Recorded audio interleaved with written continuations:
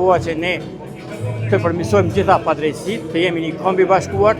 Çdo festë pa çlirimtar, pa themelues të shtetit është zbet. Zoti Bajrami, po besoj me një festë pak janë fjalët që mundemi me i thonë, si data 28 nëntorit që ngërthen ndër vete shumë data të shënuara. Çfarë simbolizon për juve në fakt? Padyshim që 28 nëntori është një festë gjithkombëtare, po mastia e kësaj feste është që tani po festojmë kur kemi edhe shtetin e Kosovës.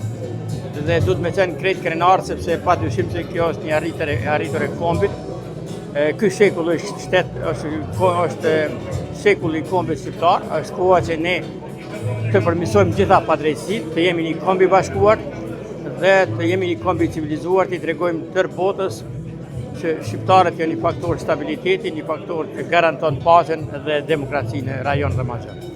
Zoti Bajrami e përmenë në mes të fjalisë padrejtësinë, edhe me qenë se jemi në këtë ditë feste, edhe për qytetarët të pak të po bazohem të këta, padrejtësisht po mbahen edhe në hog liderët tanë, si është festa pa tanë fakt? Fatkeqësisht çdo festë pa çlirimtar, pa themelues të shtetit është zbet, por siç kanë qenë lider në kohën e luftës, ata janë edhe sot lider, po e mbrojnë Kosovën, po e mbrojnë karshik kësaj padrejtësie historike. Është një padrejtësi që u tha edhe sot ka tendenca me na ndrru dhe me na rishiku historinë, por jam i sigurt që kemi nga një luftë do të ngallëjmë edhe në këtë padrejtësi dhe këta lider do të kthehen dhe do të vazhdojnë punën në përfundimin e shtetërtimit të Kosovës dhe uroj Zotin edhe në integrimin kombëtar.